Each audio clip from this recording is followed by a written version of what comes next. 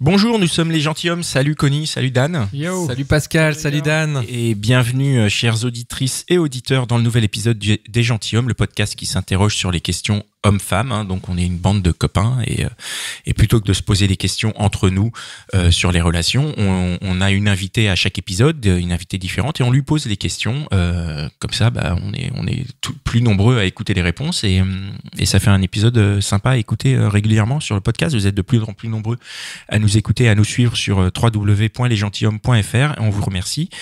Vous pouvez nous retrouver sur Instagram et vous pouvez, si vous le souhaitez, nous tiper sur fr.tipeee.com/lesgentilhommes. N'hésitez pas.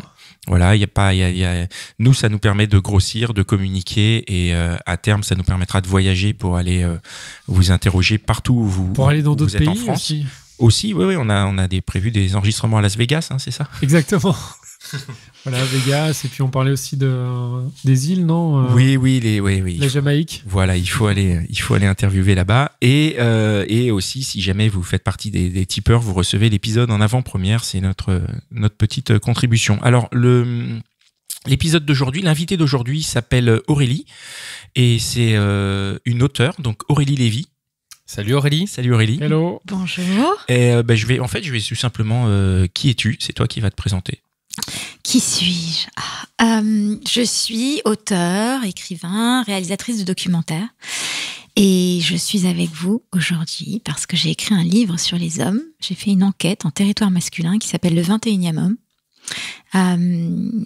Et voilà, en fait, l'idée du livre est partie d'une question. En fait, depuis quelque temps, on parle beaucoup de la masculinité toxique et les deux sexes semblent un peu jouer contre. Et je m'interrogeais sur la façon dont les hommes vivaient cette remise en question de leurs valeurs. Et aussi, qu'attendre d'un homme aujourd'hui ? C'était une question que beaucoup de femmes me posaient autour de moi et que je me posais moi-même étant divorcée à 42 ans et aspirant à partager ma vie avec un homme. J'avais un peu cette interrogation. Et donc, je me suis lancée dans une enquête aux quatre coins de la France. Et j'ai interrogé des hommes entre 35 et 55 ans qui avaient en commun d'abord 35-55 ans, c'est intéressant pour moi parce que ça voulait dire qu'ils avaient connu des échecs comme des réussites et qu'ils avaient un petit peu de recul sur leur vie d'homme. Je les ai choisis dans des milieux socioculturels très différents. J'en ai rencontré une cinquantaine. J'en ai choisi 20 pour le livre. Donc, il y a l'agriculteur, le chômeur, l'homme d'affaires, l'homme politique, le père au foyer, le psychologue. Enfin, j'ai ratissé large, comme on dit. Et ces hommes ont aussi en commun d'avoir fait l'expérience de la paternité. Et ça m'intéressait beaucoup de parler à des pères parce que la paternité... Tous pères. Ouais, en fait, excepté le premier que j'ai un peu... En fait, qui est quelqu'un que j'ai croisé par hasard quand j'ai commencé à écrire le livre et je voulais le garder parce qu'il parle de l'adolescence, c'est-à-dire ces ados attardés qui justement font pas de mômes, etc., qui ont du mal à assumer leurs responsabilités. Je trouvais ça intéressant, je voulais absolument le placer dans le livre, donc je l'ai gardé.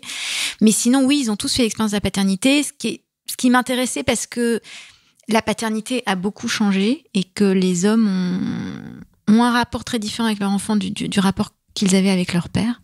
Et donc, j'avais envie d'explorer cette question. Comment tu les as rencontrés, les hommes ? Enfin, comment tu les as choisis ? Parce que, et rencontrés, du coup, parce qu'on a l'impression que tu partages des trucs, que tu leur demandes des trucs hyper intimes. Ouais. Donc, on a presque l'impression que c'est des gens... alors, j'ai pas lu tout le bouquin. Moi, j'ai lu que quelques pages que Pascal m'a envoyées. Ouais. Et on a l'impression que c'est des gens que tu connais déjà. Écoute, très peu. Il y en a un ou deux que je connaissais déjà. Mais j'ai établi un rapport de confiance assez tôt avec eux. Enfin, écoutez, je parle à des professionnels. On fait un peu le même métier d'une certaine manière. Ouais. Oui, c'est vrai. Mais nous, on les... bien écoute. Comment on caste, nous, nos invités ? Vous, c'est un petit peu plus... Vous, c'est un peu différent, je crois, parce que les gens viennent volontairement ou délibérément, ils entendent parler de vous, que ça. Moi, je suis allée vraiment les chercher. Et je suis assez sidérée du résultat. J'étais partie sans a priori, je suis assez sidérée du résultat parce qu'ils étaient tous très heureux de se livrer, en fait.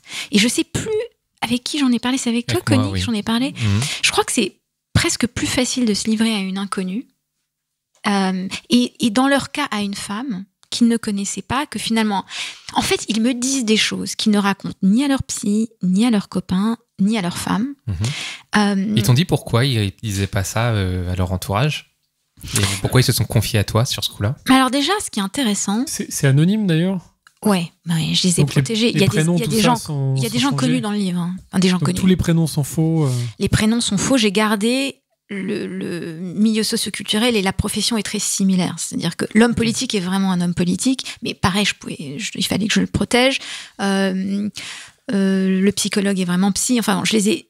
C'est très fidèle. Il y a quelques petites choses qui sont utiles parce que je veux pas les griller auprès de leurs femmes aussi. Parce qu'il y a aussi des hommes qui me parlent de leur double vie. Il y a aussi des questions sur leur sexualité, l'ambivalence sexuelle. Comment est-ce que tu arrives à trouver un homme politique qui va raconter sa vie, si peut-être qu'il va te voir ailleurs, comment tu...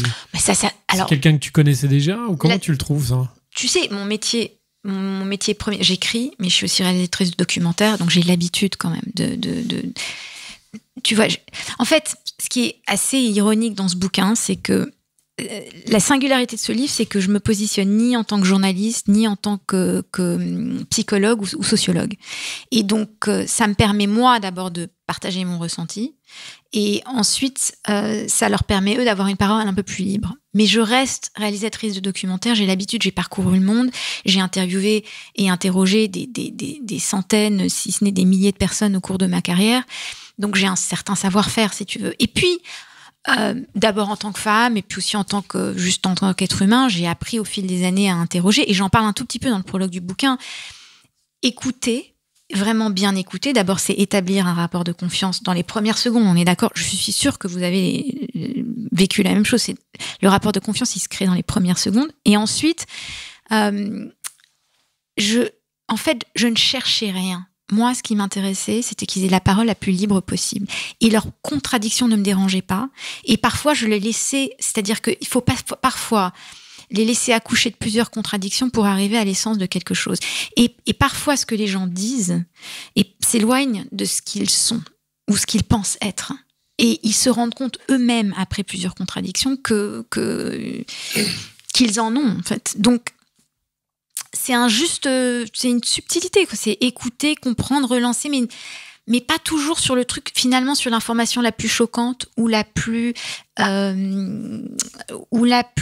politically incorrect ou la plus celle qui semblerait être la plus pertinente.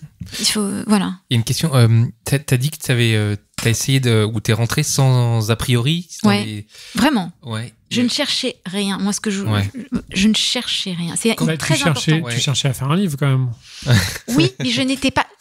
Je pense que objectivement, on part tous avec certains a priori, un certain bagage. Et moi, j'ai vraiment fait attention à ne pas... Qu'est-ce que tu veux dire parce que quand même, t'as ton expérience. Justement, parce que j'ai mon expérience. Justement, comme t'as connu des hommes avant, t'as été mariée. Précisément. Je suis aguerrie aussi à ça. Comment tu fais pour t'enlever de tout préjugé? Comment tu fais pour t'enlever de tout préjugé? Ça me paraît tellement incroyable, tu vois. M'enlever de tout préjugé. Tu penses bien qu'au bout de quelques phrases, je commence à cerner un peu le personnage, je le laisse parler, je vois où ça va aller. Mais en fait, ils m'ont tous emmené ailleurs. Tous m'ont emmené. Tu as lu, Pascal, le livre.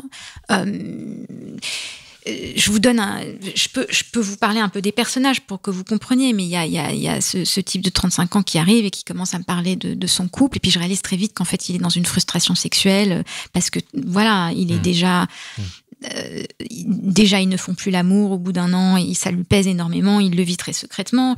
Je rencontre un autre personnage absolument incroyable. Comme beaucoup d'hommes me parlent de double vie, de leur ambivalence sexuelle, etc., j'avais très très envie d'interroger un détective privé pour comprendre un peu. D'abord, comprendre la dissimulation, le secret. J'avais vraiment envie d'interroger quelqu'un sur ce sujet. Le détective privé arrive et au bout assez rapidement, on m'avoue que lui-même est en pleine crise, qu'il vient d'apprendre que sa femme le trompe et qu'il a décidé de la suivre. Donc il est bouleversé par ça. Et lui, tu le connaissais pas du tout avant? Non, jamais, non. Mais bon, après, je fais de la maïeutique. Vous savez ce que c'est que la maïeutique? Je les aide à accoucher. C'est un terme intellectuel. Bon. C'est sage-femme. Le maïeuticien, c'est le sage-femme homme. D'accord. Ok. Merci. Donc. Merci, Connie. Impressionné. Donc. Il y a un truc qui m'intéresse. Ouais, dis-moi. C'est de savoir quel impact ça a pu avoir sur toi. C'est pour ça que je te parlais de cette absence d'a priori. Quelque chose que je comprends parce que nous, on essaie de se mettre un petit peu dans ce sens-là, dans cet état d'esprit. Nous, quand on rencontre quelqu'un, on se dit, c'est un être humain avec ses qualités, ses défauts, son point de vue, qu'on va respecter, qu'on va écouter. Mais il est évident que quand on lui pose des questions, ça traduit quand même quelque chose de derrière. Mais cette dynamique, je la comprends très bien. Mais du coup, nous, quand on sort d'un épisode avec une invitée, on a été enrichi de quelque chose. Tu vois, on a appris des choses et on s'est questionné sur nous-mêmes. Toi, qu'est-ce que tu sors de ça, de cette expérience, de ces entretiens, toi, à titre personnel? Alors, pour vous dire ce que je ressors de l'histoire, il faut que je vous dise ce que j'ai découvert. Sinon, nos auditeurs ne vont pas comprendre. Donc, alors, vas-y. Rentrons un petit peu dans la chose. Alors, qu'est-ce que j'ai découvert? D'abord, j'ai découvert qu'ils étaient très heureux de parler, de s'exprimer. Ensuite, pour contextualiser un peu la chose, on était vraiment dans ce grand débat de masculinité toxique, etc. J'ai, moi, découvert des hommes qui adhéraient à la redéfinition du masculin, des rôles, qui soutenaient l'égalité homme-femme et qui commençaient à vraiment agir au quotidien dans cette direction, et que c'était sans doute pour cette raison qu'une minorité délétère était aujourd'hui tenue de rendre des comptes. Donc finalement, ça m'a ouvert les yeux un petit peu sur ça. J'ai vraiment aussi réalisé que l'émancipation des femmes avait émancipé les hommes, c'est-à-dire qu'elle leur avait donné aussi accès à un nouveau champ lexical, à des nouvelles... ils avaient amené à se questionner eux-mêmes sur leur rôle, sur ce que voulait dire pour eux être viril, et que justement cette question du genre et de la virilité n'était pas du tout une obsession féministe, mais une grande question pour les hommes aussi aujourd'hui. Et donc toi, comment ça te revient tout ça? Parce que... Alors, la chose la plus peut-être intime et personnelle que je peux vous dire, c'est que j'ai réalisé aussi dans ce livre que, bon, d'abord, le grand truc, c'est qu'on fait tous comme on peut.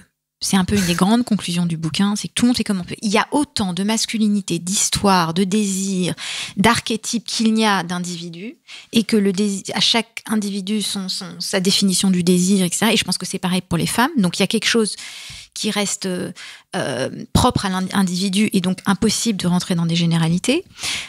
Mais j'ai aussi reconnu que beaucoup d'hommes, finalement, aspiraient à ce que je sois pour eux ce que moi j'attendais qu'ils soient pour moi. C'est-à-dire, je comprends pas là. Finalement, on aspire tous à... Alors, ça revient beaucoup, cette idée parfois, j'ai eu l'impression qu'ils cherchaient tous une femme à la fois aimante, indépendante, toute puissante,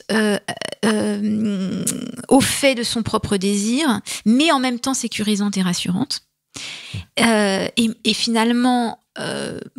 moi-même, j'aspirais encore à trouver une forme de solidité et de sécurité chez un homme, et je réalisais qu'il l'attendait aussi d'une femme. Donc, c'était intéressant. Il y a la question de la vulnérabilité aussi. C'est vrai que, j'avoue, j'ai été, pas sidérée, mais étonnée, oui, de la fragilité des hommes. Je ne m'imaginais pas combien ils avaient besoin d'être rassurés, en fait. Et donc, c'est vrai que je me suis dit, mais écoute... ravale tes insécurités, ils sont encore plus insécures que toi. C'est-à-dire qu'une fois qu'on comprend vraiment le besoin que l'homme a d'être rassuré, et surtout les injonctions assez complexes de la société à leur égard, le besoin... voilà, la pression qu'ils ont à assurer sexuellement, matériellement, au niveau de l'argent, c'est pas si simple, en fait. Et ils ont... C'est ça, en fait, c'est... Comprendre combien ils ont besoin d'être rassurés m'a vraiment... Et du coup, ça a un impact sur toi et dans ton couple aujourd'hui ou ton couple futur, parce que je connais pas cette question. Écoute, ça a confirmé des choses que je soupçonnais et que je commençais à sentir, mais ça a vraiment assis ce truc. C'est-à-dire j'ai lâché l'affaire complètement sur certaines choses. C'est-à-dire, sur quoi t'as lâché l'affaire? D'abord, le reproche, par exemple, j'ai lâché l'affaire. Le reproche, ça ne sert à rien. Tu veux dire, toi, de reprocher à ton mec quelque chose? Ah oui. C'est-à-dire que tu reproches plus rien. Tu reproches plus rien. Tu dis plus... Ça y est, c'est freestyle. Je ne perds plus mon temps avec le reproche. Le reproche est le meilleur moyen de braquer l'autre. Ça va dans les deux sens. Hein. Mais après, finalement... Mais attends, ça, c'est quelque chose que tu ne savais pas avant. Mais bien sûr que je le savais, mais parfois, je pouvais pas m'empêcher. Là, j'ai surtout compris que la plupart du temps, c'était pas simple pour l'autre non plus, quoi. Donc, celui à qui on reproche. Ouais. Bien sûr, mais juste une question. Est-ce que tu étais célibataire quand tu as fait les entretiens? Ouais. Okay. Je les ai fait sur 6 mois. Parce qu'il y a quand même une différence, non? Enfin, c'est-à-dire dans le sens où tu vas comprendre ma question, c'est est-ce que... Enfin, moi, j'ai lu juste un petit bout, mais je me dis, est-ce qu'il n'y avait pas, toi, enfin, en tout cas, déjà dans le prologue, il y a cette histoire du 21e homme qui serait éventuellement le bon, c'est ça? Non, donc ça c'est une pirouette de mon éditeur, si tu veux. Oui, mais quand même, ça veut dire que ça. Le 21e, je joue sur. C'est un jeu de mots. C'est l'homme du siècle. Et puis c'est aussi une manière. C'est le futur homme de potentiellement de beaucoup de femmes. C'est aussi l'ex de beaucoup de femmes. C'est le conjoint de. Voilà. Mais ça veut dire que en fait, t'as fait tes entretiens quand même à chaque fois en te positionnant comme si c'était d'éventuels partenaires ou pas du tout? Non, alors là, c'est l'autre particularité du bouquin, c'est ça qui était absolument fascinant. C'est qu'on a partagé énormément, mais il n'y a eu absolument aucune ambivalence entre nous. Il n'y a pas eu de drague du tout? Non, vraiment, mais pas du tout. Et on a beaucoup abordé le sujet de la sexualité. On en reviendra parce que je sais que nos auditrices vont avoir envie. Et auditeurs aussi. Ça, c'est l'autre chose que j'ai découverte, parce que je n'ai pas fini sur ce que j'ai découvert. Cette société hétéropatriarcale nous a quand même rabâché que la sexualité des femmes était complexe et celle des hommes était simple. Or, je me suis rendu compte dans l'écriture de ce livre que c'est absolument faux. L'écriture de la sexualité des hommes est extrêmement complexe. Il parle beaucoup. Bon, on aborde plein de sujets. Il y a un psychologue qui nous parle de ses éjaculations précoces. Il y a des hommes qui se plaignent aussi du désir impétueux de la femme et de devoir y répondre, ce qui n'est pas simple. Il y a aussi les problèmes de panne, les problèmes de désir. Enfin, c'est vraiment pas simple. Et je pense qu'il souffre pas mal de ce malentendu, en fait, de ce cliché qui sabote un peu leur sexualité. Il y a aussi l'ambivalence sexuelle. Et puis, juste pour finir le dernier sur la sexualité, il y a aussi l'homme qui me dit, mais moi, mon rapport au monde est extrêmement sexuel. Et ça fait pas de moi un pervers. J'attaque aucunement les femmes, ni quoi que ce soit, mais ma sexualitude, il appelle ça sa sexualitude, le constitue. Et il se sent aujourd'hui un peu, pas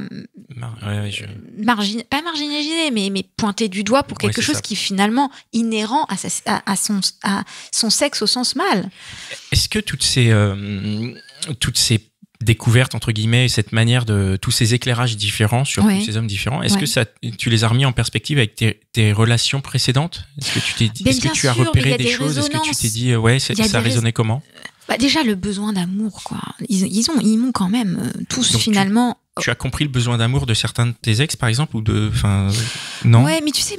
Je pense que si j'ai pu aussi avoir ces conversations avec ces hommes, c'est parce que j'ai eu déjà des conversations assez poussées avec mes ex et que je leur parle encore et que ce dialogue continue et se perpétue. Et en fait, c'est sur d'autres points que ces hommes m'ont remis en question. Il y a par exemple, j'ai une entrevue absolument fascinante avec un directeur de musée qui, accessoirement est un homme battu, donc il parle de la violence et de l'importance aussi de comprendre la violence dans sa subjectivité. J'y reviendrai parce que les femmes ne sont pas seules victimes de la violence. Et d'ailleurs, la violence dans l'enfance revient aussi. C'est une autre chose qui m'a beaucoup surprise dans tous ces témoignages. Il y a beaucoup, beaucoup d'hommes qui ont été abusés dans leur jeunesse. Donc, en fait, la violence, il faut vraiment la combattre dans l'enfance, quoi. Mais donc, je digresse un peu. Ce directeur de musée me dit, mais... il m'a sorti 2-3 trucs qui m'ont interpellée parce que je me suis retrouvée. La première, c'est que les femmes, elles accusent toujours les hommes de pas vouloir parler de leurs sentiments, etc. Mais elles prennent aussi beaucoup la parole et elles écoutent pas forcément. Et puis elles parlent pas forcément. Dans ce que tu dis, il y a aussi des femmes qui refusent de parler. Je pense à celle, je crois, du détective privé qui refuse. Absolument. Toutes les femmes n'ont pas une facilité à dévoiler leurs ressentis, à y trouver les mots, à verbaliser certaines choses. Et alors, il parle aussi des histoires de fidélité, d'infidélité. Il y a ce grand cliché. Je sais plus ce qu'il me dit. J'ai 2-3 phrases dans le bouquin où il dit c'est ce truisme que la fidélité, c'est bon, ça plaît aux femmes pour elles, mais quand ça les arrange, oui. D'ailleurs, c'est très intéressant, mais beaucoup d'hommes parlent beaucoup des infidélités de leurs femmes et en souffrent énormément. Le détective privé me disait qu'en 10 ans de métier, il trouve que il y a de plus en plus de femmes qui sont celles qui trompent et qui ont des doubles vies, etc. Et avec les hommes qui restent à la maison et qui font le bon père. Enfin, ça Après, d'autres exemples existent aussi quand même beaucoup. Mais évidemment. Et puis attention, je dis pas, on ne vit pas dans le monde des bisounours, il y a encore énormément de travail à faire, il y a encore beaucoup trop d'hommes qui ne payent pas leur pension alimentaire, etc. Ce livre n'est pas du tout la défense des hommes. Il leur donne simplement la parole d'une façon extrêmement singulière et ces hommes la prennent d'une façon inédite. Donc c'est ça la particularité. Je pense que ça intéressera beaucoup d'hommes comme de femmes. Justement, d'ailleurs, c'est un livre qui est pour les deux. Vraiment. Ouais, bien sûr. Et qui, j'espère, apaisera un petit peu et touchera aussi. C'est très émouvant parce que même ces hommes sont loin d'être parfaits, ils reconnaissent certaines choses, mais ça nous permet d'aller un tout petit peu plus loin dans la compréhension de certaines de leurs attitudes et de leurs je sais pas comment dire, de leurs problématiques, quoi. Vas-y, Pascal. Vas-y, Pascal. Ah, t'as vu, Pascal? Non, mais Parce que ne pensez pas que je ne vais pas retourner les questions contre vous. Là, je suis très très curieuse. L'épisode est fini là. C'est déjà fini. Voilà, merci beaucoup. Merci. Merci aux tipeurs. Top. Alors la question de la cohabitation alors se pose. Ouais.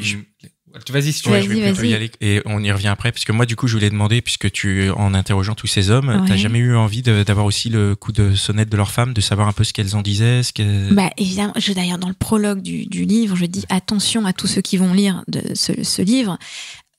On peut tout de suite se dire ok, c'est bien gentil tout ça, mais j'aimerais bien entendre la version de la femme. Or, mais c'était pas l'objectif de ce livre, c'était vraiment de laisser se raconter. Peut-être l'objectif d'un prochain livre. Peut-être, j'ai 2-3 sujets là qui m'intéressent, évidemment que ce serait intéressant d'avoir le contre-champ, mais ou d'un livre des gentilshommes. En fait, vous m'avez fait venir pour que j'écrive un livre sur vous, c'est ça en fait. Oula. Non, pour qu'on copie ton concept.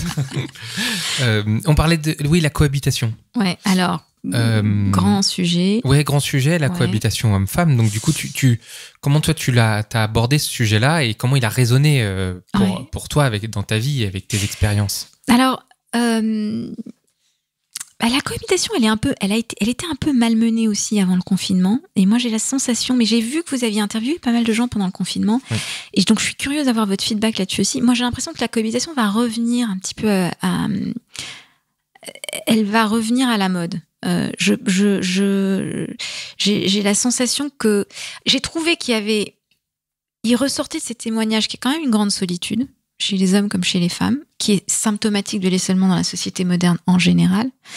Et puis, bon, ces hommes parlent énormément du couple, donc c'est intéressant parce que c'est la vision du couple des hommes, etc. Alors, il y en a qui sont très très heureux en couple, qui se sentent vraiment ancrés, ça les rassure, c'est un pilier pour eux et ils en tirent énormément de satisfaction, notamment quand ils discutent bien avec leur femme.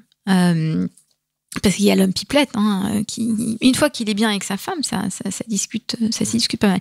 Il y a celui qui est totalement traumatisé par une expérience douloureuse et qui a des enfants, parce que comme ils ont tous fait l'expérience de la paternité, il y a aussi cette question des couples, des familles recomposées, etc. Donc qui cherchent à tout prix une femme et qui sont pas du tout, qui veulent plus revivre sous le même toit. Il y a un peu de tout en fait.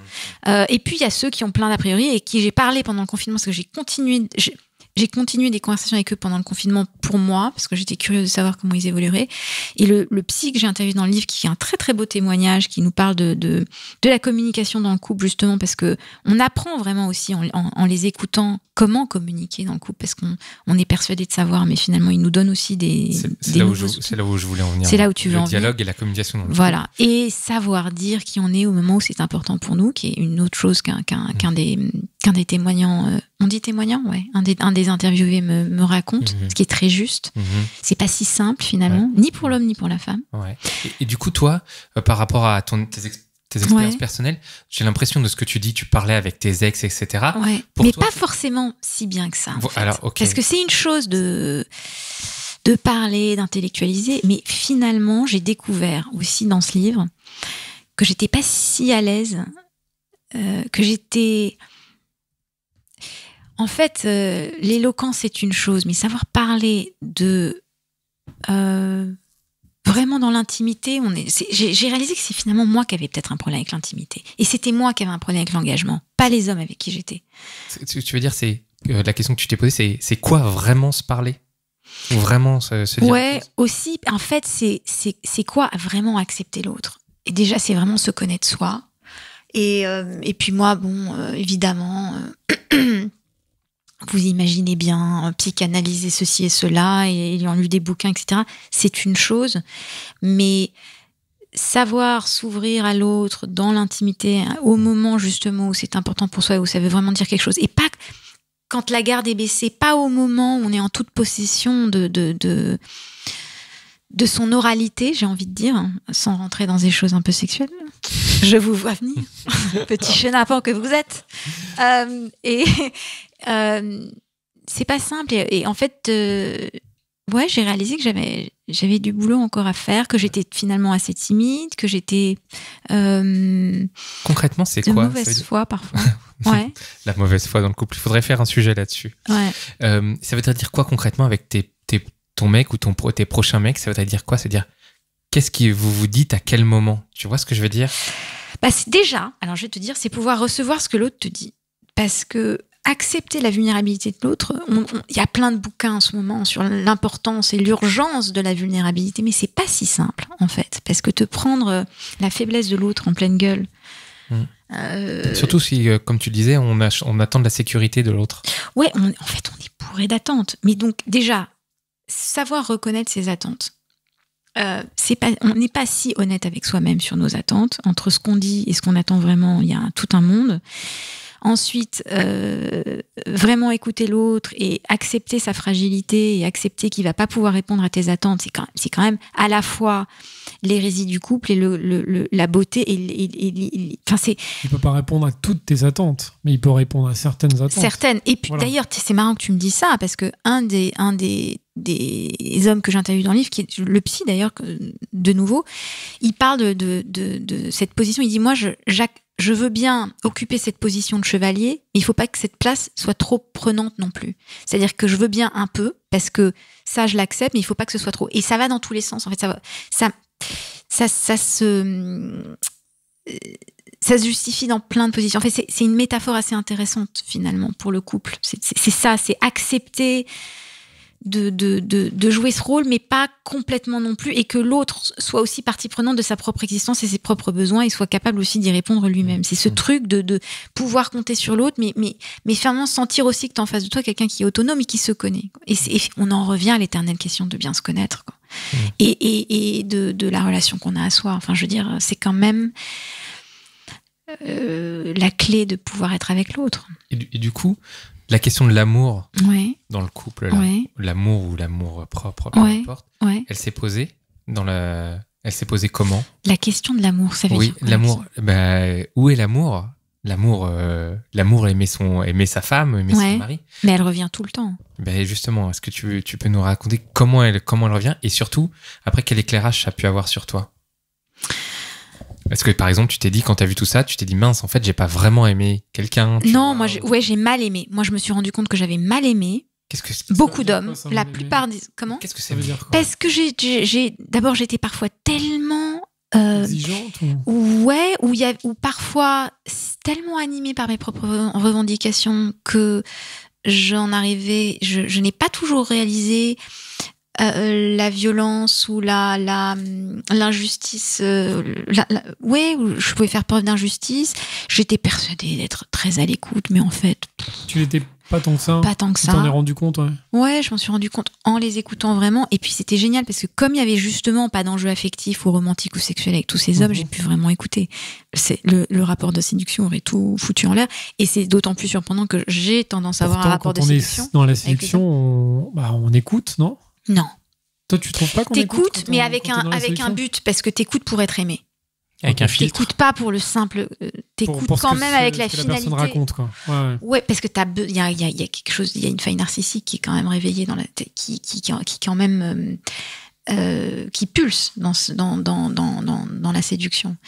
Et donc j'ai réalisé que j'avais mal aimé, que j'avais été aimée.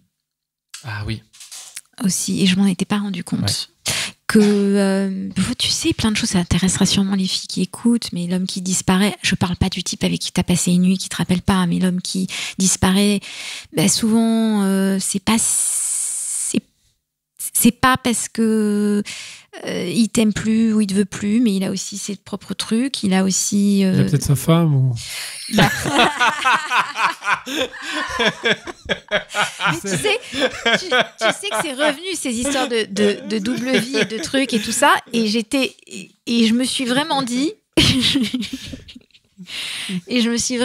que aimer l'autre, c'était aussi accepter ses secrets et ne pas trop fouiller parfois.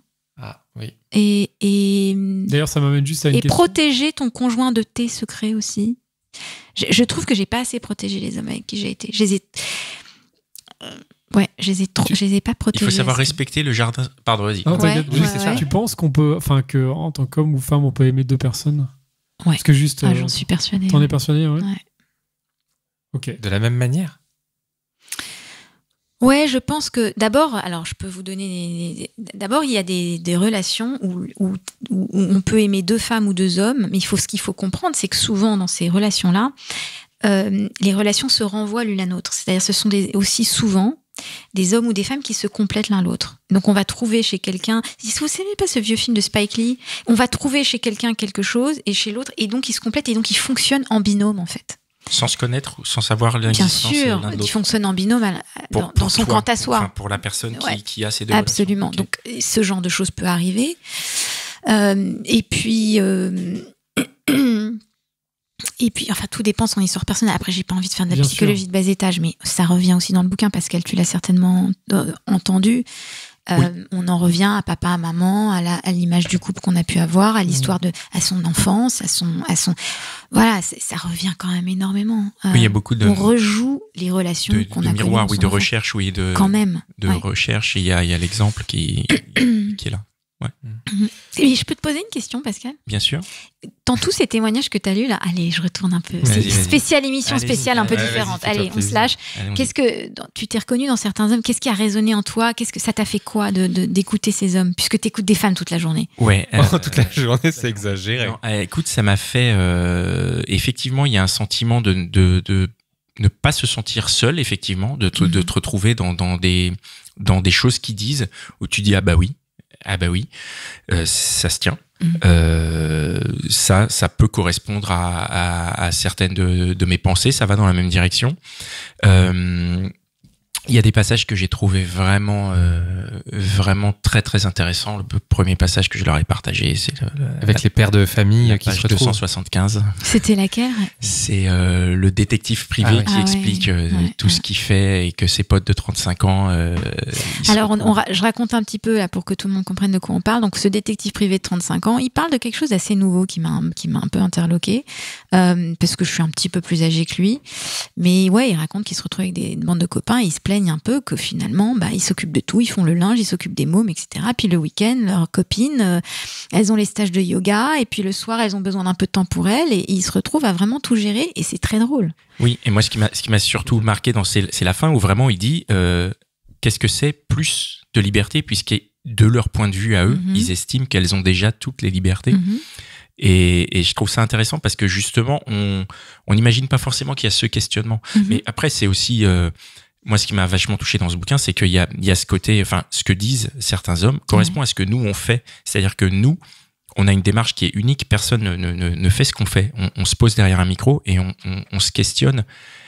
Et comme on fait cette démarche assez unique, nous, on n'a pas l'impression, même en la faisant, que d'autres se posent ces questions. Et du coup... En fait, en lisant ce bouquin, on se rend compte que d'autres hommes aussi se posent des questions et on n'est pas les seuls. Et j'ai trouvé ça assez intéressant à ce niveau-là et assez unique. Enfin, moi, j'ai dévoré ton livre. Je l'ai trouvé vraiment. Merci. Vraiment super. Ça me fait plaisir que tu me dises ça parce que je pense qu'au fond, ce que vraiment mon objectif, après avoir interviewé tous ces hommes, c'était d'abord ça, c'était de rassurer les hommes pour qu'ils entendent d'autres hommes, finalement se disent « Ah, c'est vrai, c'est intéressant, etc. » Et puis rassurer les femmes aussi, parce que... Les rassurer sur quoi ? Le fait que c'est possible, il y a plein de choses qui sont possibles, et que moi j'ai trouvé que les hommes avaient très envie de partager leur vie, qu'ils étaient très ouverts, qu'ils étaient pas assez partants pour essayer de se questionner, etc. Et que même ceux qui avaient des grandes défenses et qui avaient des grandes revendications étaient quand même dans une recherche d'amour. Et voilà, et ce truc de on fait tous comme on peut et calmons-nous un petit peu. Attention, hein, je veux pas diminuer un combat très important qui se fait sur certains droits et sur certaines violences et sur certaines injustices. Bien sûr, mais ça c'est pas le propos. C'est vraiment pas le propos. Mais mais c'est intéressant parce que du coup, tu as posé la question par rapport à l'amour et toi tu viens d'en reparler. Moi, je trouve que c'est il y a un côté d'amour dans ces témoignages. En tout cas, il y en a beaucoup où t'as l'impression qu'à travers le témoignage qu'ils donnent, c'est une déclaration d'amour à leur femme presque. Absolument. Il y a vraiment une déclaration de souffrance aussi. Oui, c'est les deux. Ouais, c'est ça. D'amour et de souffrance, et tu te rends compte que c'est vraiment entremêlé, que ils souffrent de certaines situations, qu'ils vivent avec des personnes qu'ils aiment profondément, quoi. Ouais. Et c'est très touchant de lire ça.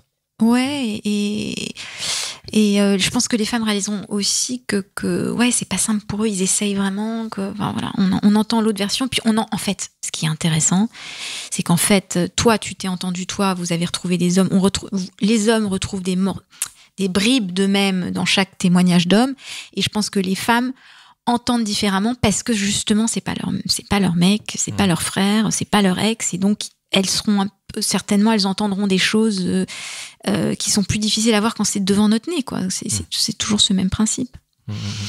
Ouais. Très bien. Il y a des hommes très différents, toi. Enfin, t'as vu des réactions très différentes chez certains qui t'ont marqué, où tu t'es dit, tiens, c'est bizarre. Il y a entre un homme de 35 ans et un de 55, il y a des choses quand même qui sont très différentes en termes de génération. Ou tu trouves qu'en général, il y a un espèce de panel d'hommes du 21e siècle? Alors, c'est une très bonne question. Écoute, je n'ai pas senti que le milieu socioculturel agissait directement sur l'équilibre mental ou le bonheur d'un homme. Ça joue sur la façon dont il va s'exprimer et peut-être la largesse de son vocabulaire ou la précision de sa pensée, etc. Mais ce genre de choses. Mais finalement, le modèle du père en fait, le modèle des parents joue énormément, et l'amour qu'on a reçu aussi enfant. C'est-à-dire que quand tu grattes un peu les parents défaillants, les grands abandons, les mères, ça va quand même ternir l'avenir affectif de l'homme, beaucoup plus que son milieu social ou l'argent qu'il gagne. Hein. Je tiens à le dire, et la compréhension qu'un homme a des femmes n'est pas non plus liée ni à son niveau d'éducation, ni à son... C'est une autre intelligence. Tu sais à quoi il est lié ? Sa compréhension des femmes? Il est quand même lié. D'abord, sa volonté de comprendre les femmes est quand même liée à son rapport là, pour le coup, je pense à son rapport à sa mère un petit peu. Bon, je rentre dans la psychologie, là, mais je pense que quand on a été aimé, on est plus volontiers... on a quand même une certaine souplesse à l'autre parce qu'on part moins écorché vif. Donc forcément, il y a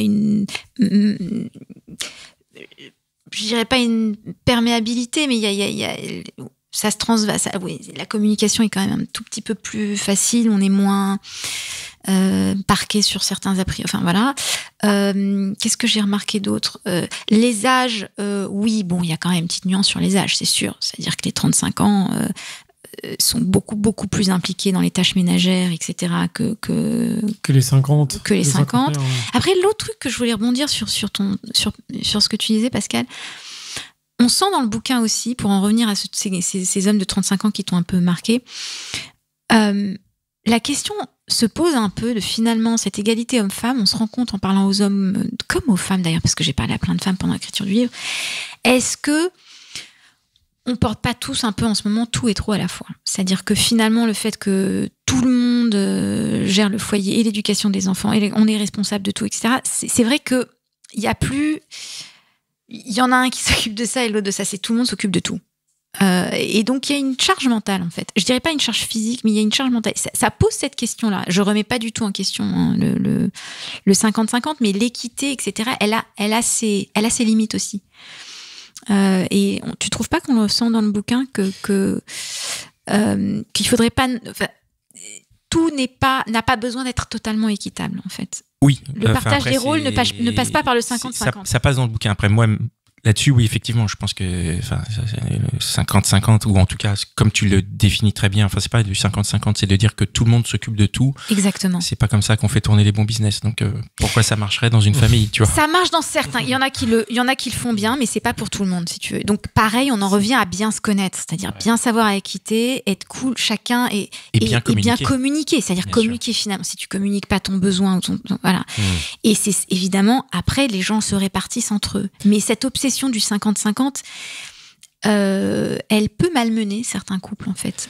Il y a un aspect qui revient assez souvent dans les témoignages, j'ai l'impression, c'est la question financière. Ouais. Les hommes en parlent beaucoup. Alors, absolument. Est-ce qu'ils en parlent spontanément? Est-ce que comment ça, à chaque fois c'est venu spontanément? Parce que la situation financière, je brief un peu mes copains, ils en parlent assez souvent. Il y en a un que ça fait partie de sa peur, son déclassement social, de plus avoir d'amis, de se retrouver un peu démuni financièrement. Je crois qu'il y en a 2 ou 3 qui disent que vraiment l'argent, ça les travaille. C'est quelque chose vraiment ils maintiennent leur situation parce que ils ont l'impression. Il y en a un, ça a joué sur le fait de ne pas avoir de deuxième enfant. Parce qu'il dit qu'il peut pas avoir de deuxième parce qu'il estime qu'il a pas les moyens. Et moi, ça m'a vachement touché parce que moi, je suis dans une situation financière qui est pas du tout glorieuse. Ça m'a pas empêché d'en faire plusieurs et je me suis vraiment pas posé la question. Et je me suis dit, c'est marrant, il y en a qui se posent la question, qui se disent, il faut de l'argent pour donner un bon cadre à ses enfants.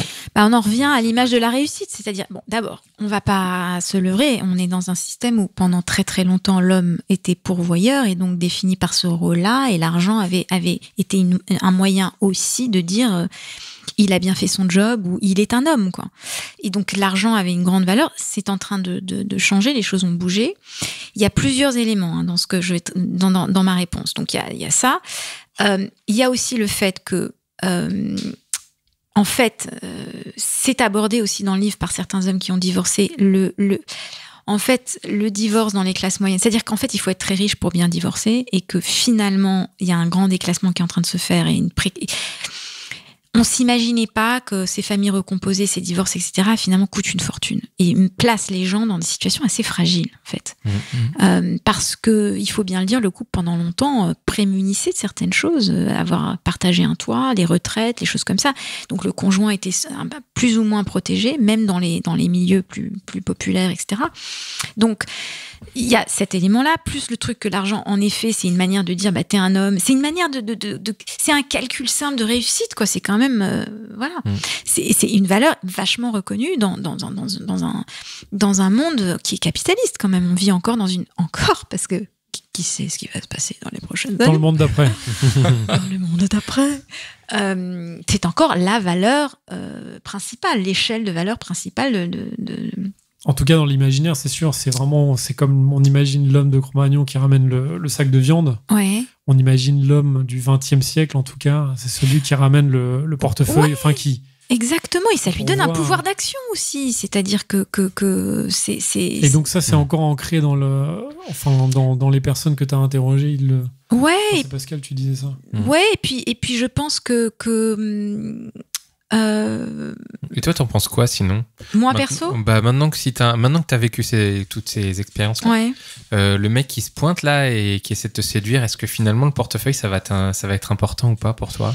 Écoute, moi je vais vous répondre très honnêtement, c'est pas le portefeuille. Moi j'aime sentir chez un homme qu'en cas d'adversité il va savoir réagir. Donc moi j'aime la fiabilité. La fiabilité, c'est sûr, je vous le dis tout de suite.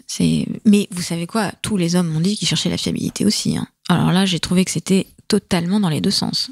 Aucun homme n'a envie d'une femme qui n'est pas fiable.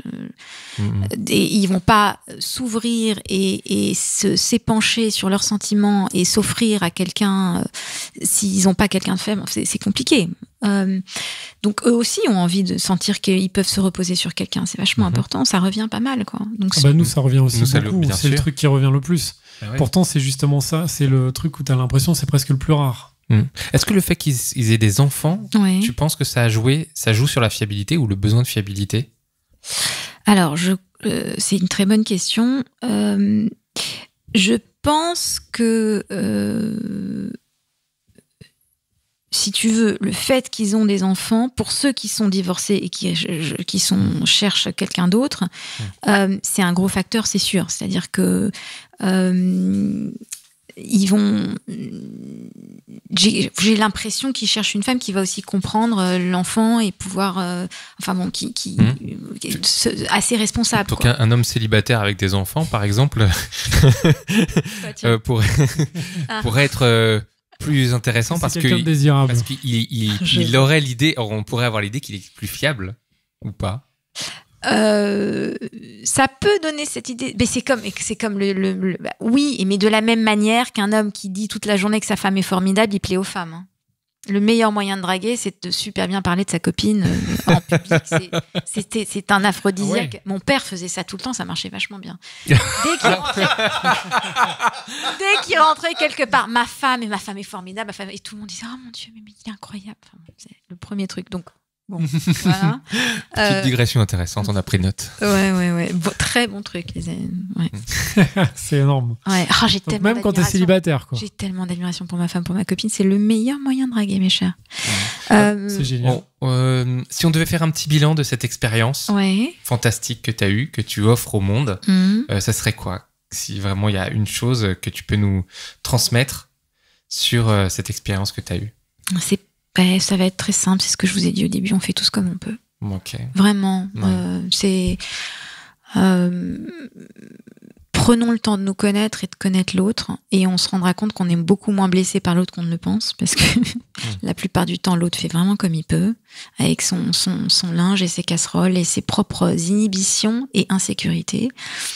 Et voilà, c'est ce que je dirais. C'est pas très sexy comme conclusion, mais c'est pas grave, on n'est pas là pour être sexy, c'est réaliste, c'est sincère. C'est sincère, ouais. Oui. Et surtout, ça va à l'encontre nous, on a rencontré beaucoup d'invités aussi qui idéalisent vachement l'engagement, etc. Et ce que tu dis là, quelque part, c'est peut-être la réalité brute, tu vois. Et donc, la réalité brute est pas sexy, mais il faut qu'on arrête de rendre sexy des choses qui ne le sont pas, peut-être, tu vois. Absolument, et se rendre compte qu'on se alors je vais pas dire blesse, mais on s'empêche d'atteindre une forme d'intimité en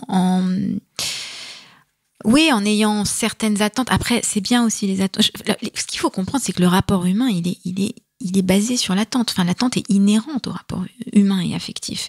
Donc, il faut la comprendre, cette attente, l'accepter. Il faut c'est bien aussi les hommes qui comprennent qu'une femme peut attendre certaines choses, mais que cette place soit aussi, qui est aussi la place à la réalité, quoi, et à tout ce que et au fait que cette attente ne sera pas toujours remplie complètement, quoi. Voilà, c'est manger équilibré, quoi, c'est ça. Et voilà. Juste pour finir, toi, personnellement, ça t'a réchauffé un peu sur le fait d'avoir des histoires et tout ça, parce que justement, on a l'impression que tu partais du principe que aujourd'hui, on parle beaucoup de la masculinité toxique et tout ça. Ouais. Est-ce que ça a changé ton image des hommes et tu t'es dit, en fait, c'est bon, je suis chaude, j'ai envie de rencontrer encore plein de mecs dans ma vie, dans ta vie perso? J'ai toujours été plutôt ouverte. Hein. J'écrivais ce bouquin j'étais ni dans le négatif j'étais dans une période très tranquille de ma vie, donc où j'avais l'impression d'avoir vécu suffisamment d'expériences épanouissantes pour avoir un regard pas trop ambivalent sur les hommes, et en même temps j'avais encore des questions et des choses comme ça, et j'avais encore de la place pour changer d'avis, quoi. Et j'ai changé d'avis sur certains trucs, et vous allez me demander, mais sur quoi? Tout à fait, mais sur quoi tu as changé d'avis? Je pense qu'on peut aimer finalement plein d'hommes différents, à plein de moments différents. Ça m'a ouvert des champs sur certains hommes, et j'ai réalisé que ce qui comptait, c'était moi, et être clair, moi, sur moi-même à tel moment de ma vie, et c'est finalement, on se leurre seul, en fait. Et c'est souvent le dialogue qu'on a avec soi-même qui nous détache du dialogue qu'on a avec l'autre, et on se rend pas que c'est très insidieux la façon dont à un moment donné on quitte le dialogue et on va vers le monologue intérieur, et qu'en fait dans ce dialogue plein de relations différentes sont possibles, et plein plein de scénarios en fait aussi. C'est-à-dire qu'on est on se fait des scénarios dans sa tête, mais finalement on est capable de vivre. On est capable de se surprendre aussi à vivre des choses et à accepter des choses et à le type qu'on pensait allait nous briser le cœur, finalement pas du tout. Celui qu'on n'a pas vu venir nous émeut totalement. Enfin bon, voilà. Voilà.